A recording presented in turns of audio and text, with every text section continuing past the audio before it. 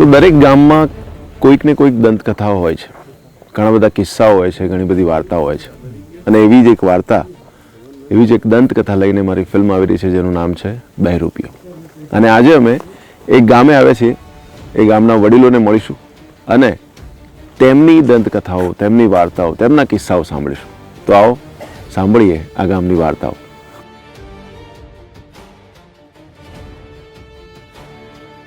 એક બેનને દવાખાનામાં સિવિલમાં દાખલ કરેલા, અમારા ગામમાં જતા.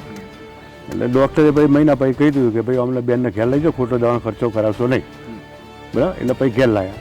એટલે ઘેર લાવ્યા, ગામડામાં આવે એટલે ફગાવાલા ખબર કાઢવા તો આવે ને. એ રાતે બધા બેઠા હતા. એમાં હનુમાનજીના એક ભક્ત આવ્યા હતા રાતે ખબર કાઢવા, મહેમાન તરીકે આવ્યા હતા ગામમાં.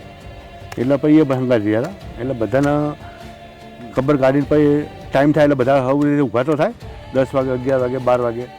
એટલે બધા ઊભા થાય. ભાઈ આ ભાઈ બેસી રહ્યા, જેમના ઘેર મહેમાન આવ્યા હતા ને એ અને બીજા મહેમાન એ બધા બેસી રહ્યા. પછી એ ભાઈને વાત કરી કે શું કે પ્રશ્ન આવે છે. પછી એ મહારાજે કીધું, હનુમાનજીના ભક્ત હતા, એટલે કે દોરો મને આપો ને કે. એટલે પેલા ભાઈ થોડા નાસ્તિક તો હતા, પણ તો વિચારો પડી ગયા કે આ દોરા બોરા કે લાવો દોરા. તે દોરો આપ્યો, એમને બાંધ્યો કે જો સારું થઈ જાય હરતા ફરતા તો દોરો રાખજો, નકર આપણે કોઈ દોરો છોડી દેવાનો, આપણે કોઈ બાધા કોઈ એવું આપતા નહીં. પણ આ તો એક દોરો બાંધ્યો હનુમાનજીનો, બરાબર. જો હાજર થઈ જાય તો બરાબર. અત્યારે આજની તારીખમાં એ સવારમાં જ ફેર પડી ગયેલો.